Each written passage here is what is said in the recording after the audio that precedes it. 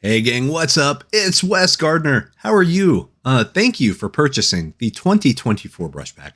So in this video, this is going to be a walkthrough of every brush that is in this pack, kind of my advice on how to use it, but now just know these are your brushes. So if you find a brush that you really like the feel of and it works a little differently than the way I'm using it, feel free. You know what I mean? Go make it your own. These are your brushes now, so enjoy.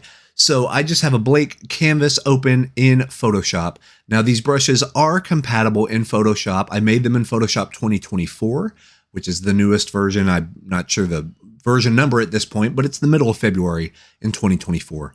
And I actually made them backwards compatible. They should work all the way back to Photoshop CS3. So this is going way, way back. But I made sure not to really bog these down with a whole lot of features that are just primarily for Photoshop 2024. I wanted them to be as accessible as possible. And on that same note, you should be able to import these into any painting software that has .abr functionality. So I know Procreate can bring in Photoshop brushes. I also know Clip Studio Paint can import them as well. And the good news is these should work fairly well out of the gate.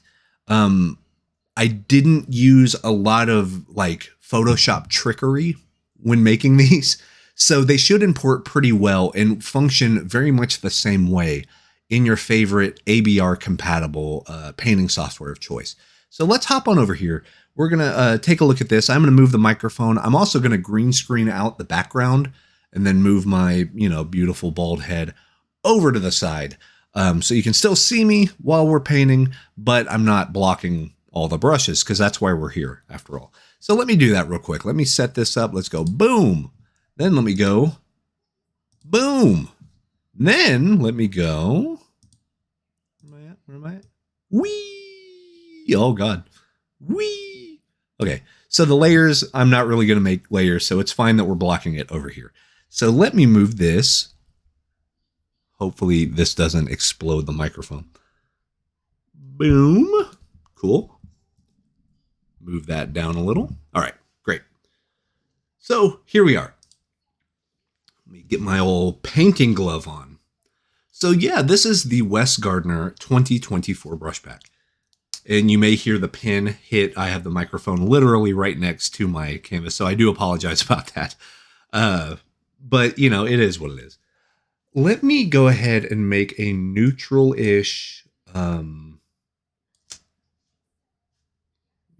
let's just fill this in.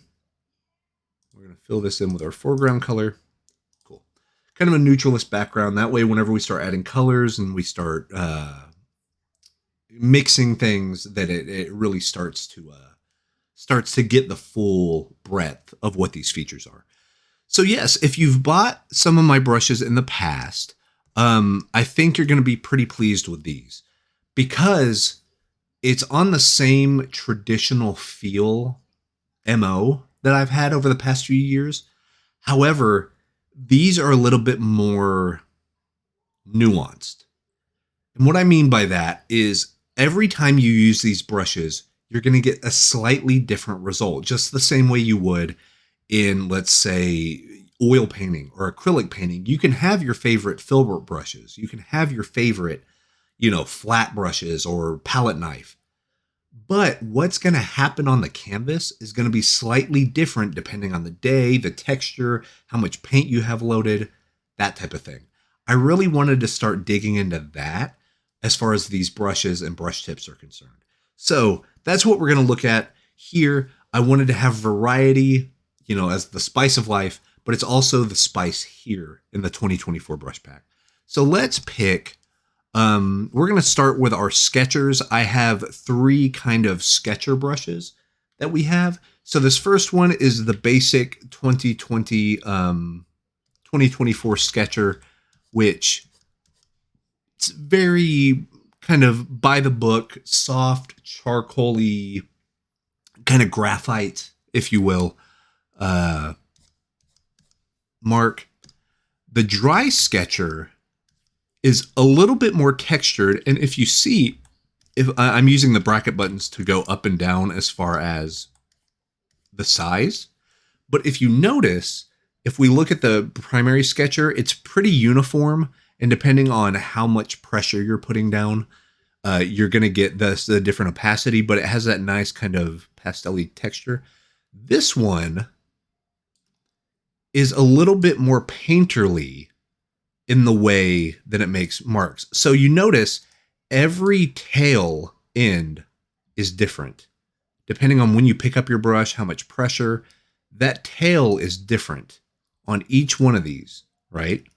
The same thing for how the mark starts is different for each one of these. So this was more of the vine charcoal.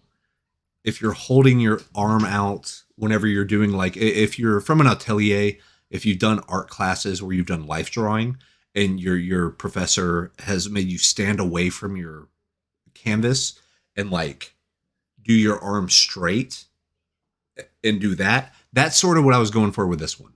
That sort of feel of the momentum of your arm is going to make the mark a little different. Then I wanted, then here's the Zorn Sketcher. So the Zorn Sketcher is a little more, it's honestly, to be fair, it's a mix of the normal sketcher and the dry sketcher. But what's nice about that, this very much can also be used as a general paintbrush. And the reason for that is I love, whenever I'm working with acrylics or oils, to sketch out like the frame of what I'm making, like the kind of outer silhouette of what I'm making with the oil, like a little bit of oil paint or a little bit of acrylic paint just on the edge of the brush and dryly like scratch.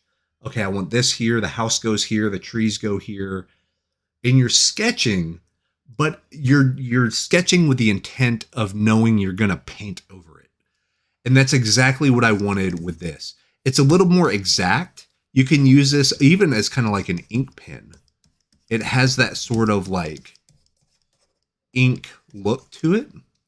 And if you look, there's that little subtle bit of texture on the side, right? And it has those nice canvas tail like runoffs. So it's going to blend really, really well. So let's say I had kind of this sort of color, and I'm just going to use the Zorn. Sorry, it might be kind of a headache because those are pretty close to the same value. But let's say I had that, and then you're going to come in and you're going to sketch a little bit over it. See how you can see that background color through it because of that transparency on some of the brush strokes. So that was part of the intent there, right? So those are the sketchers. Those are just the ones to kind of block in your stuff. Then we have our basic hard round. Let me get, yeah, we'll do black. That's fine. And kind of a dark gray. So basic hard round. This one has become really my go-to. Now, I know a hard round brush is not super exciting, but I have this one tweaked exactly the way that my wrist works as far as blending and pressure. So I can use this as a nice smooth renderer, or I can really like barely push down a little bit harder, a little bit harder, a little bit harder, a little bit harder, a little bit harder, a little bit harder. You can make that smooth gradient without even picking up your pen. I wanted to make sure that you have that kind of flexibility. Also, once again, notice the slight tail on these. Now, if you're pressing down all the way, you are going to get pretty much a really hard edge. But that makes sense for the pressure. Does that, you know what I mean? Like, now with the hard round 2, it's the same kind of deal, but notice the transition itself is actually even a little more smooth. And also, it's a hard round, but notice the crazy variety on the edge of the brush. So it's a round brush that has texture on the outskirts of it. And so it can kind of appear flat, but see if you put it right there, if you just kind of do the normal stamp dot, you can notice it's still a round shape.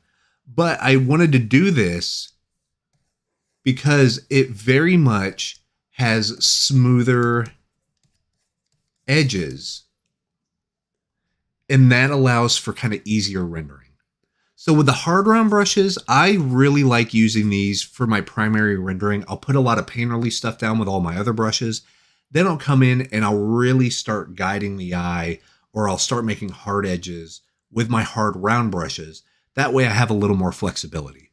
You know what I mean?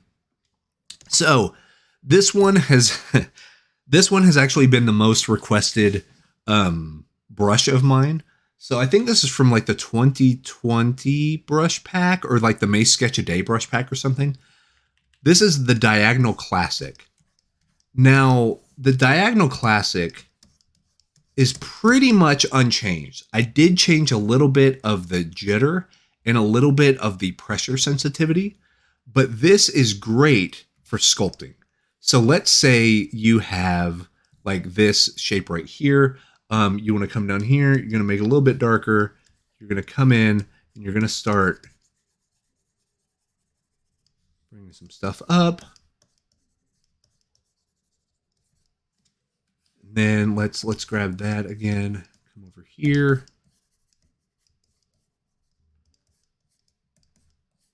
You know, these are just shapes. It's not really anything, but it just really has a nice feel to it. It's almost like a curved pastel that you can kind of put over. And depending on how hard you push, it's going to give more of a transfer. However, I wanted to make sure that the texture transferred at 100% as soon as it activates.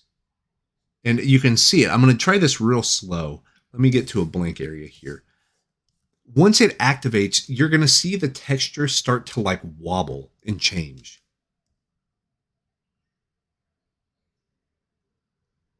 See that?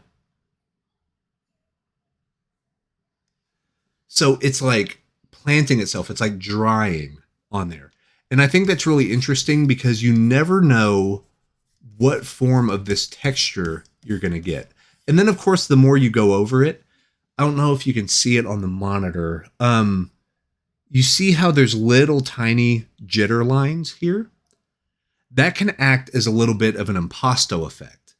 So if you get like, let me get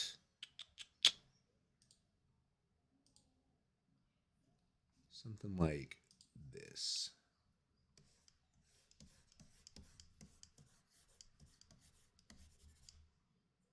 And then slightly lighten it.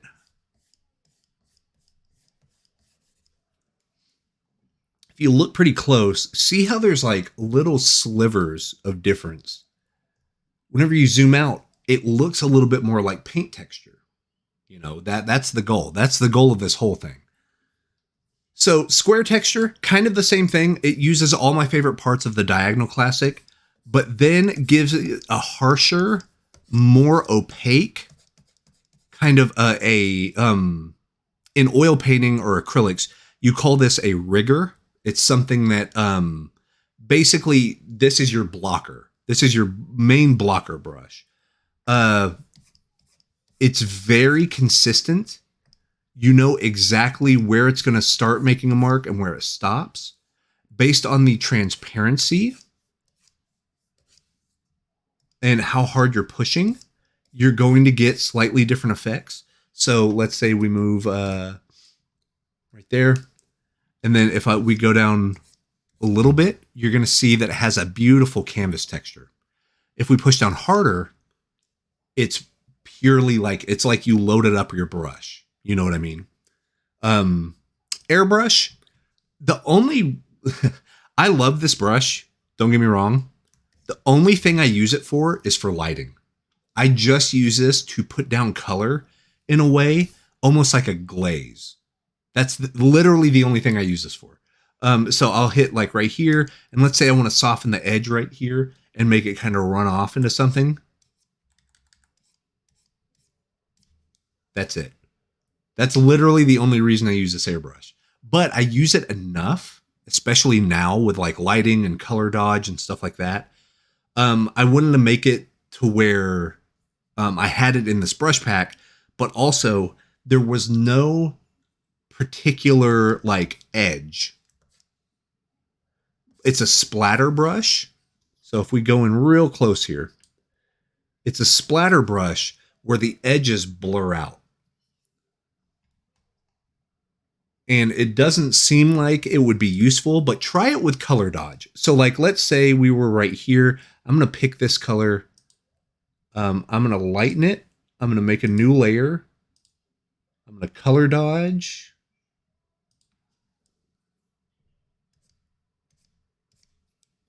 So if you're looking for those awesome like lightsaber effects, or, you know, you really want like a sunrise type stuff. Yeah, say there's a nice sunrise here, and oh, I'm going to get like a nice orange, kind of get it bright. You know what I mean? It's that nice glow, that nice warm or cool hit. It's going to spread out pretty evenly, give you some nice control. So let's get over to the, let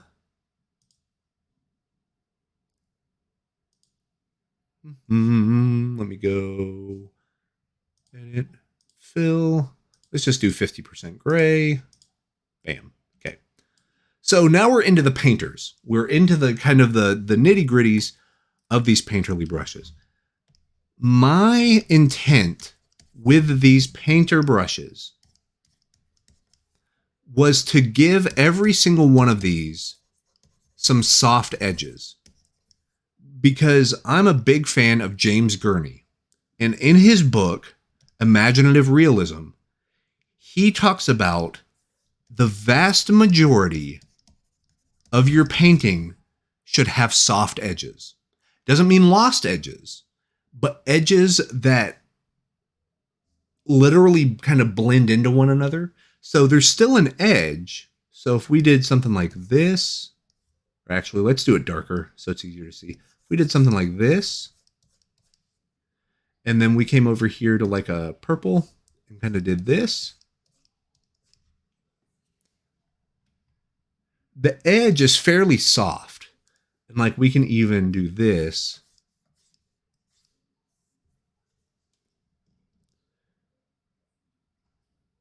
It's fairly soft because of the transfer rate. So the more you kind of stack these colors, the more painterly. We can even bring in kind of the background. Bring that in, color pick, color pick, color pick, color pick, color pick, color pick, color pick. You have these beautiful blends without having to use a blender brush tool. And that was the intent. All of these, the Painter 1, the Painter 2, the same way. This one's a little more textured. It also is, it's based on a filbert brush. I always remember the filbert brush because of the fingernail.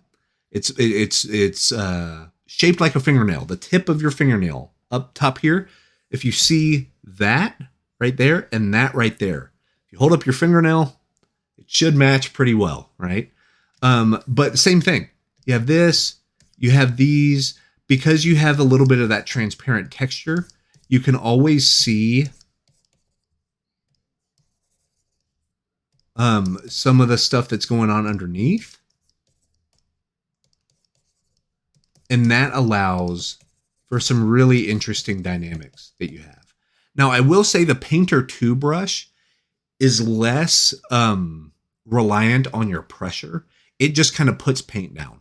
So I would recommend using Painter 2 as kind of your blocker. And then if you want some variance, you can pick that Painter 1, color pick, and then change either the hue or the lightness or something, and come in. And then you can start kind of doing some variance like that. It's going to work pretty well for you. Canvases. All right. So canvas brushes, here's where we're getting to the fun stuff. Yeah, man, look at that. Look at that. It looks like a pair of denim jeans. In fact, funny you should say that. This is a texture from denim jeans. And add some distress, like grunge stuff. So this is a very grungy looking brush. But man, oh man, when you start adding, let's see, let's get the painter 2. Let's get a dark right here. Let's kind of block this in. Let's get that canvas brush. Let's lighten it a little. Oh.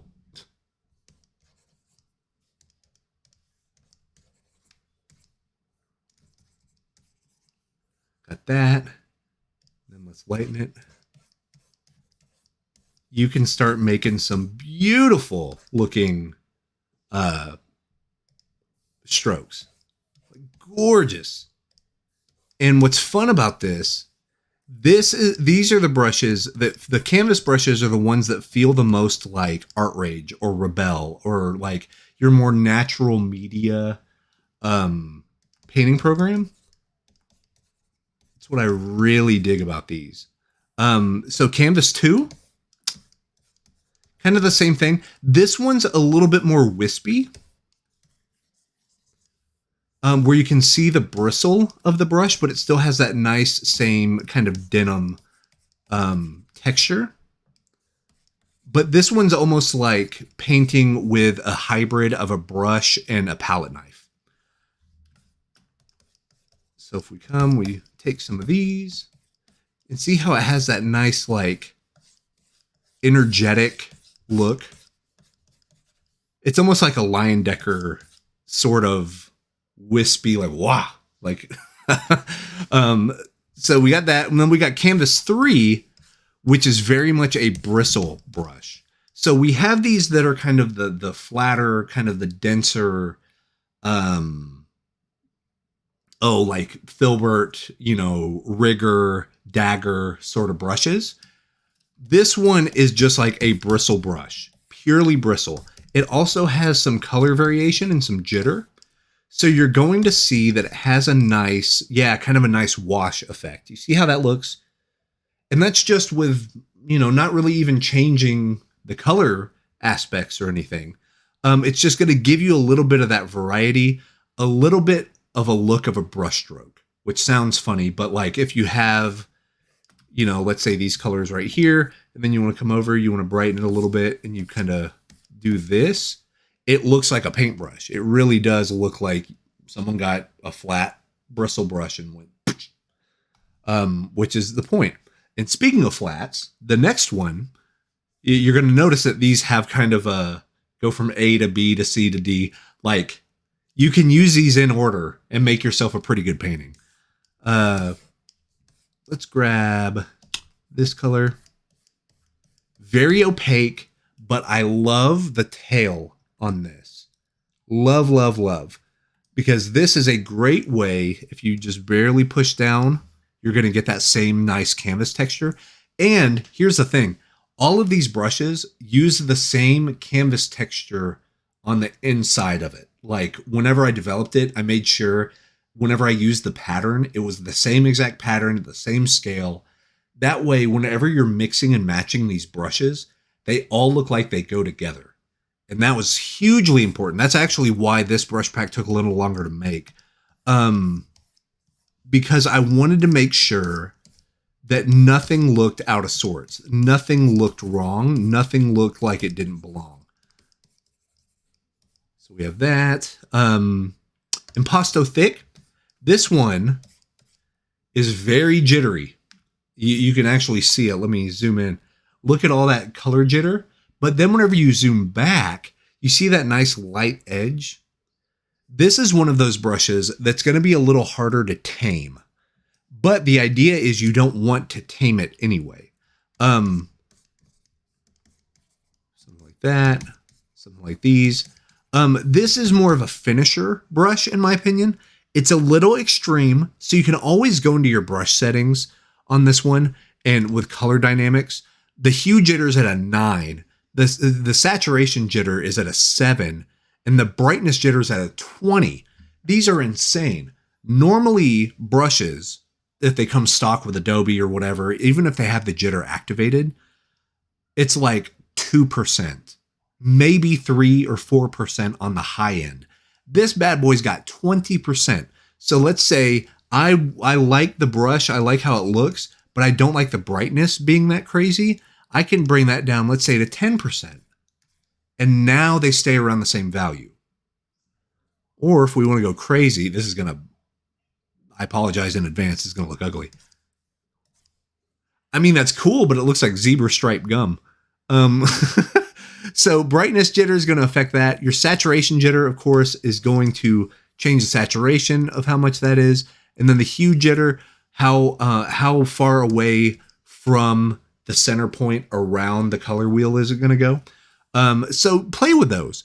Make this your own impasto brush. So like if we do the saturation jitter up a little bit, the brightness jitter down a little bit, and the hue jitter about where it is right there, you can do something that looks pretty good. Maybe if you want that saturation jitter down, maybe if you want the brightness down a little bit and the hue jitter about the same, there you go.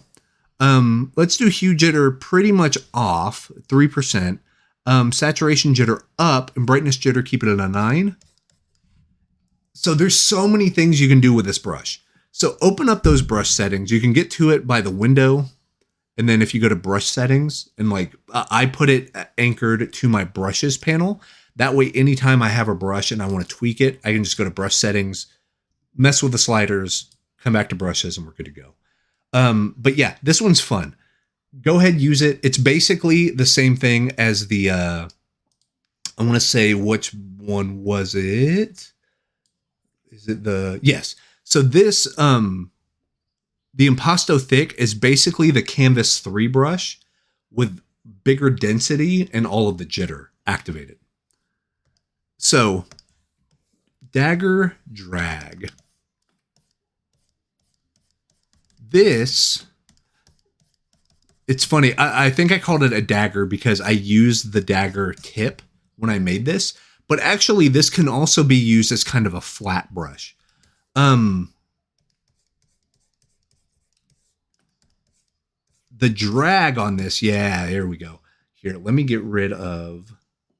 Oh.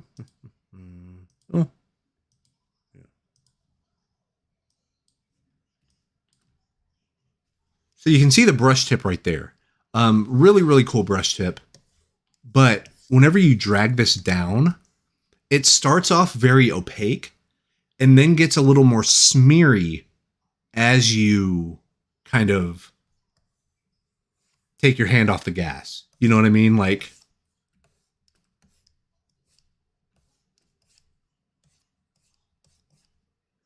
something like that. So this is actually really good for the kind of chiaroscuro, you know, Diego Velázquez, Caravaggio, Rembrandt stuff.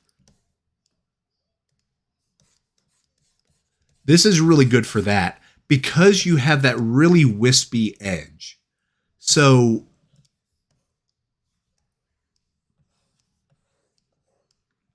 that edge is always going to be on the right-hand side. So that is something that you can always plan for. So if you want to make this a hard edge on one side, let's say you're doing I'm going to paint a sphere. Then you're painting a sphere. Got that. Then you're, I'm going to get my shadow right here. I'm going to get some bounce light right here. I'm going to get the highlights right here. Boom, boom, boom. Then mid-tone. See, you can start blending in this sort of vibe with it.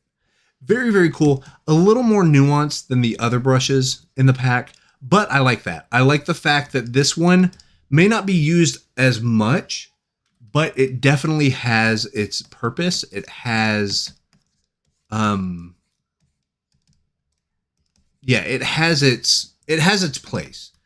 And especially whenever you already have a ton of paint on there, and you just need a little bit of variety. The dagger drag is a good one. So here is going to be kind of these are going to be the ones that make the people most happy, I think. Here are the next, let's see, 1, 2, 3, 4, 5, and then there's a sixth one. These are mixer brushes, okay? You can tell the mixer brushes based on the icon that's right here, right next to it. You're going to see the brush with the wet. These will always be mixer brushes. So even if you're on the eraser, even if you're, on whatever tool, and then you click one of these, it will force you to switch over to the mixer brush tool. And that's because these have dual brush. Also, they're wet into wet blending. Also, they take the texture stamp. There's a lot going on with these. So let me show you. Let me go ahead and first off, I will put a normal brush. Let's do this.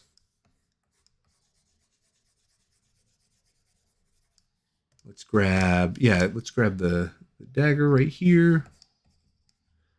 Do that. Let's do this. Do that. Let's do like a canvas 3. I'm going to do some of this. And you'll see why I'm doing this here in a moment. I'm just kind of picking random brushes and making a nice kind of a mess, really. But there's a reason for this. Then let's do like the diagonal classic. Bring that in. Change this around. Make it a little warmer. Do some of that. Make that a little warmer. Okay. So we have this. It's kind of just a mess of stuff, right?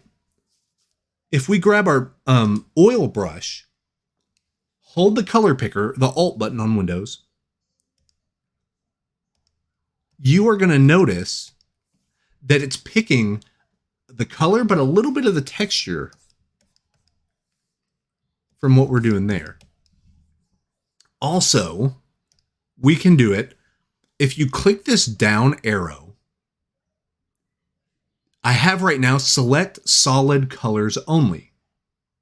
If I unclick this, come back and color pick, I know this is really small right here, but if we go like this, see how now I have a stamp that has the colors mixed?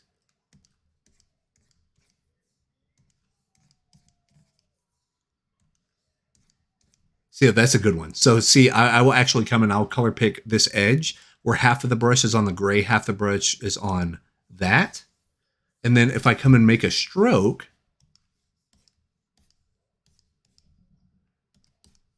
you see what I mean? This is a gorgeous way to get some beautiful looking wet into wet blends. All of these do that. So the Wes Wet Oil 1 does it. Boom. A little bit more filberty, but you can also see the bristles and see how quick and easy that just smears stuff around. Think of it almost like a blender brush. 2 is the one we were using. So we got that. It's a little drier, but it still has that same beautiful kind of impact. Wes Oil 3, I'm going to pick that one. This one's very much like, I wanted to use it to where it was almost like a rag that you had with all of you like stamped it down into the paint and like moved it. And then my favorite ones. So out of all the brushes in the pack, the Sargent Oil 1 and 2 are like, mwah. Like that. I don't want to pat myself on the back too much, but these are dope. I love these brushes. So you're going to like select and like they make some amazing strokes with not much effort. Not much effort. I was studying a lot of Lady Agnew, the Sargent Lady Agnew painting, and I loved where it almost looked like a comet. You could see his brushes where he would put down a big opaque thing and just kind of scrape it away. And I wanted to try my best to nail that look. And man, it's fun. It is awesome. So you have that one. And then the Sargent Oil 2 It's more of a flat version of that same brush. So I would say Sergeant Oil 1 is more of a filbert. It starts off circular and then goes to the tapered edge. Sergeant Oil 2 is more of the square brush. And then, of course, if we want to come up, load solid colors, you still get that nice texture and that nice wet into wet, but now you have just the solid colors if you want to block in. But yeah, that's very close to me to feeling like how Sargent painted. And then we have Zorn Blocker. So something to keep in mind with those blender brushes, since these other brushes don't have an icon next to them, they will inherit the settings of the previous tool that you have. So like if I came back up to the Painter 2 brush, notice that I'm still under the mixer brush. Okay.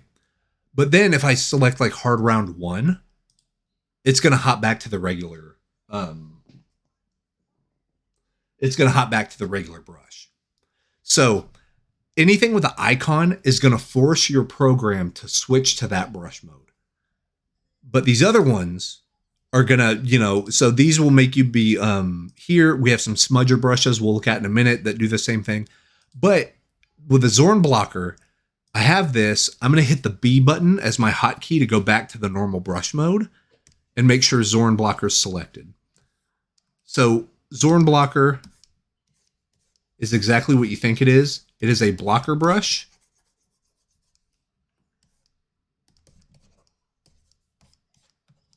Not a lot of texture, but it has the wispy end yet again. Okay.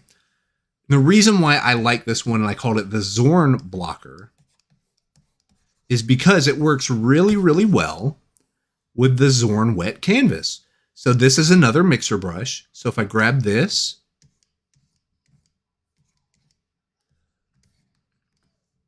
it takes all of that nice texture and literally stamps it. Look at that. It's a verbatim one-to-one stamp that's repeated. But what's cool about that is you can get some incredible looks. Because essentially what the wet canvas is, this is the blocker brush. The Zorn Blocker and the Zorn Wet Canvas are the same brush, but the wet canvas is in mixer mode. So you get these nice, paint over paint over paint looks.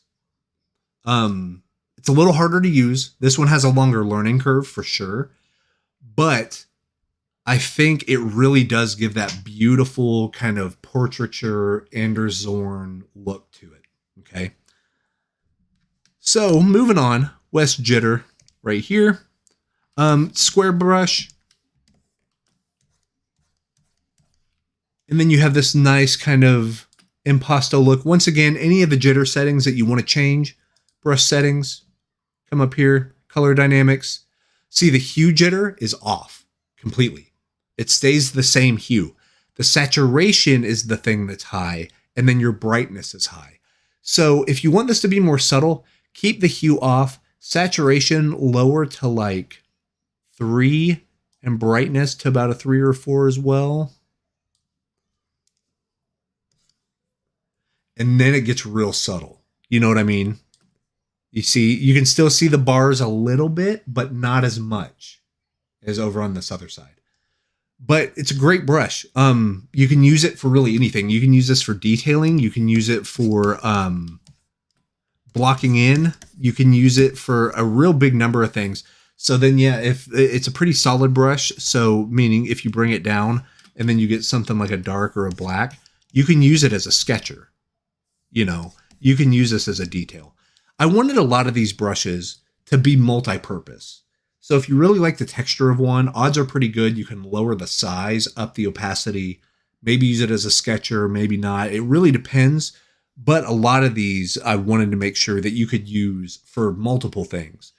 So Jitter 2, kind of the same thing here. If we come here, let me grab that.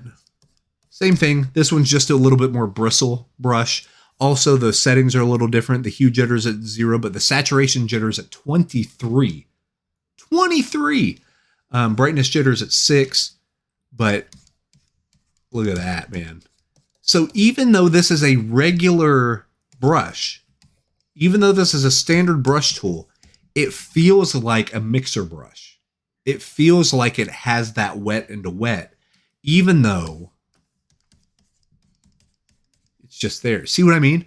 But it works so fast. So if your computer is a little older, or you have a system that can't quite do the mixer brush as well, this brush, the Wes Gardner 2, might become your best friend because it still works fast. It's a regular brush, no tricky stuff going on, but it has the appearance of that wet into wet blending. See?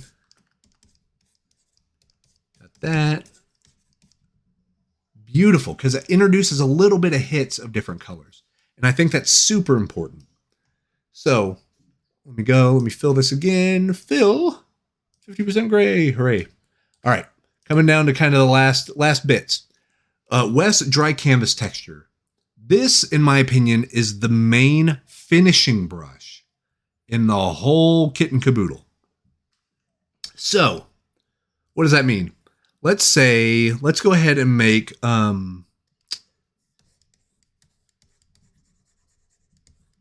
do that. Let's go like, oh, cool. Let me get this. We got some nice moves right there. Boom, over here. Got that. Get the painter. Get the square texture right there. Get this. We're just kind of painting, having a good time. Hooray. You know, doing our thing. We'll get some wet blends in there. Looking good, looking good.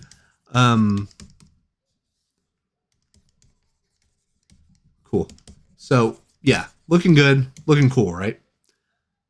Now, if we come over to dry canvas, what I usually do with this one, I'm going to make sure that it is the normal brush tool. So hit B, change it back. I pick one of the lighter colors that I have on the canvas, and then I make the brush a little bigger, and I barely graze on top.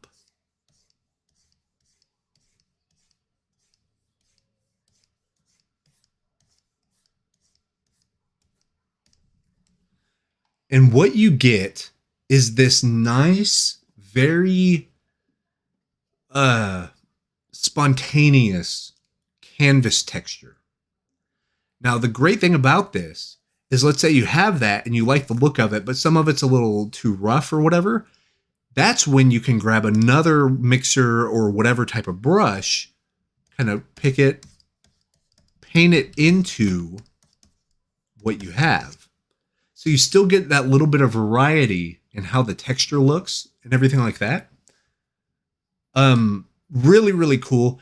I would say for this one, a little goes a long way. Little goes a long way. Like, this is probably the most I would use that brush on this little area. So we got that. So yeah, that's the dry canvas texture. Now let's do the wash bristle. This one, go back to normal brush mode. This one just feels really good. I like using this brush. You can see as I go over, see how the texture is quote unquote drying.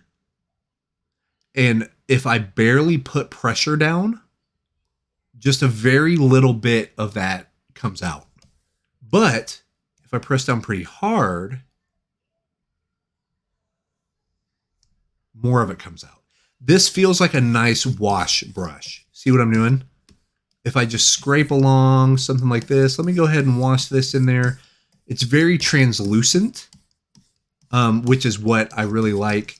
Just because you can add texture and depth and layers and stuff by not really doing a whole lot. Just by kind of barely, picking something, going over, picking something, going over, picking, going over. You can really kind of make this your own. And it looks like salt water has been mixed in with your watercolor. So you get this nice, beautiful looking texture. And the wash is pretty much that times 1,000. I use this wash a lot. I use it a lot whenever I want to block in different saturations or tones on an underpainting layer. Like I'll grab this and I'll come over. Basically, this is a repurposed cloud brush, but you can see I've added in that texture of the panel lining. Now, some people may not like that texture, and that's fine. You can go in, you can actually go to brush settings. You can go to shape dynamics, or no, it is under transfer. Wait, where's it at? Tool brush, build up. Where did I put it up? Not smoothing. There should be a transfer, scattering. Where did I put it? So many menus. Basically, I think it is under transfer. It's normally, I'm used to a few other programs that show the texture part where you need it. But so there's a protect texture button that's actually off, which means as you manipulate these, if you do the flow jitter up, and then you also do like scattering, you can do both axis scattering. You can lower that. Then you can also do the count jitter up a little bit. You're going to get different results. See, yeah, now it's kind of getting rid of some of the repeat stuff. And like I said, once again, if you don't like those and you just want to kind of paint over them, you can always choose to come over here. If it's on its own layer, you can even erase it. But see, even just picking like the Sargent Oil one, doing an alt pick color deal, it's cool because it just gives you more information that you can push around with these oil paints. So we got that. So those are the brushes. But now let's talk about the last little bits here. So we go, what am I looking at? Fill. There it is. All right. And then we'll just do this pretty easy. Let's bring this down. Boom. Boom.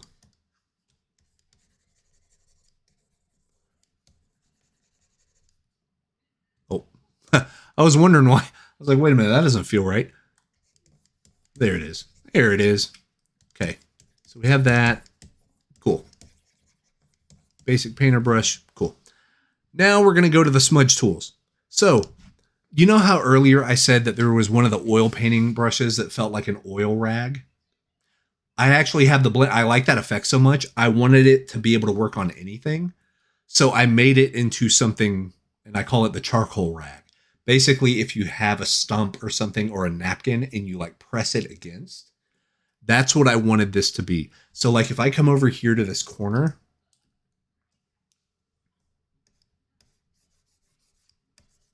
and I'm just scraping. I'm scraping out. I'm scraping in.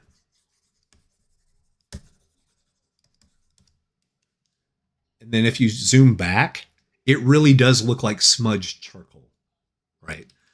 Then we go into smudge 1. This is kind of a classic. This is a great way to bridge the gap. If you have some edges that you don't like are a little bit too rigid, and you don't want to use a mixer brush, you don't want to do that, you just want to quickly add some like paint stroke variety, this is a good one because it drags whatever's above below and whatever's below above. So like, see what I mean? It inverses. It's an inverted tool.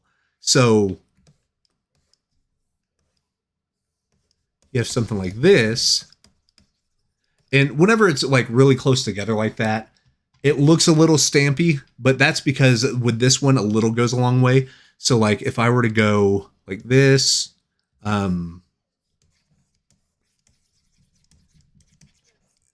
were to do that. Yeah. So something like this. Now you can keep some of these here. So there's a little bit of variety. But then the smudge 2 right down here is that, but mixed with the charcoal rag. So you still get the push and pull, but you also get that nice kind of wispy look, right? So it's great for blending. Yeah, it's actually great for blending. Let me come over here. Let me do let's do this color. And then let's do like this color. So you have this nice hard edge right here kind of thing. Then if you get the smudge 2, it's really good at kind of softening those edges. And then smudge 3, it's basically the same type of thing. It's a little more, it's a splatter brush. So if you see the deal right here, it's like a toothbrush that does a little bit more of like a grungy sort of splatter. And I like that too, because see how it can kind of pull some of the canvas underneath and things like that. And it pulls that. And then you get this nice kind of distressed sort of look. I really like doing it like I'm doing it right here, to where you just go along the edges and kind of scrape up and down real quick, up and down, up and down, up and down, up and down, up and down. And it's going to give you some nice variety all the way through. Okay. Boom, boom. Nice splattery looks to it, right? So this gives you a little bit of room for emotion. It gives you a little bit of room for,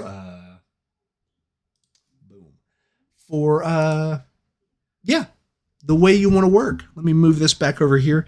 But that's it. That is the Brush Pack 2024. That's almost an hour-long video, guys.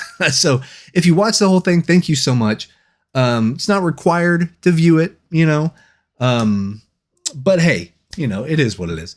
But yeah, hopefully you're going to have a lot of fun with these. These are super fun to use. Like I said, they do take a little bit of a learning curve. I would just honestly, I would open up Photoshop or, you know, Clip Studio or whatever you have these imported into. And for about an hour or two, just kind of mess around. Don't try to do a painting right out of the gate. Just make some squares, try to blend stuff, try to smudge stuff. See what you like the feel of. Go in, slightly tweak some things if you want to, especially those dynamics, the color dynamics and the jitter, things like that. Make them your own. Really make them your own. I wanted stuff that, you know, the way I work, I can just pick the brush and paint. But I also wanted these to be easy enough to kind of build that you can go in, make slight tweaks, and really make them feel the way that you want them to. Because that's my goal. I want you to get these brushes, enjoy the process, enjoy the act of painting, but also get ownership over your work. And these brushes are part of your work now. I mean, they really are. So feel free, go in there, bend them, stretch them, break them, whatever you want to do to them. Feel free, have fun with them. I can't wait to see what you make with these. But guys, I appreciate your support very, very much. It means the world to me. It lets me continue to do what I do for a living and, you know, take care of the family and all that stuff. And it's because of you. And I sincerely want to thank you for that. But that's my time. I need to go get something to drink because my voice is going. I've been talking all day doing classes and all that stuff. So bear with me. But yeah, have fun. Go make some cool art. I cannot wait to see what you make with these. And once again, I appreciate you very, very much. Go out there, make cool art. We'll see you soon. Bye.